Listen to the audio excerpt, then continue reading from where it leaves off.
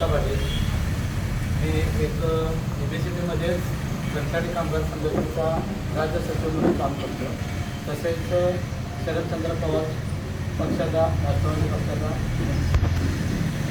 सांगली शहर सेवादलाचा अध्यक्ष म्हणून काम करतो. स्मार्ट मीटरबाबत जी कृती समिती केली चंदन नागेच्या नेतृत्वाखाली, तर त्यांना मी पहिल्यांदाच आभार मानतो की पहिल्यांदा सांगली जिल्ह्यामध्ये कुठल्याही जिल्ह्यामध्ये कृती समिती स्थापन केली नाही. आपल्या सांगली जिल्ह्यामध्ये स्थापन केली, ते पण चंदन दादाच्या नेतृत्वात. ही प्रत्येक जिल्ह्यामध्ये स्मार्ट मीटरबद्दल भयानक म्हणजे भयानक तक्रारी आहेत. तिथं कृषी पंपाचे असू दे, आपल्या मीटरचे असू दे. तर यामध्ये प्रामुख्याने आता आमच्या प्रभागामध्ये प्रभाग 19मध्ये 2-4 ठिकाणी बसवले होते. त्यावेळेला आम्ही त्या अधिकाऱ्यांना सांगितलं कर्मचाऱ्यांना की तुम्ही ओरिजिनल शिक्का द्या तर ते मीटर बसवतील वाटतं.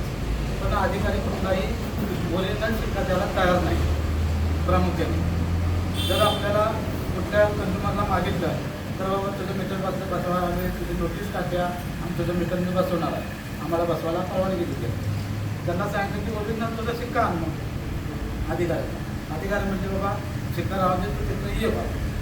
तिथून 2 घरात तपास झाली मागाशी, त्यामुळे मला उशीर झाला लागला.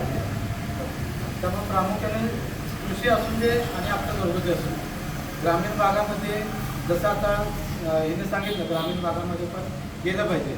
प्रामुख्याने ग्रामीण भागामध्ये इतक्या तक्रारी आलेल्या आहेत की शेतीची कामं करायची का लाईट बिल भरायचं, का उत्पन्न सगळं त्या मीटरमध्ये घालायचं, हा प्रश्न शेतकऱ्यांना पडलेला आहे सर्व सामान्यांना. त्यामुळं मी सर्वांना विनंती करतो, जास्तीत जास्त संख्या किती येतील ती फक्त सगळ्यांनी लक्ष द्यावे, एवढंच मी बोलतो. थांबतो.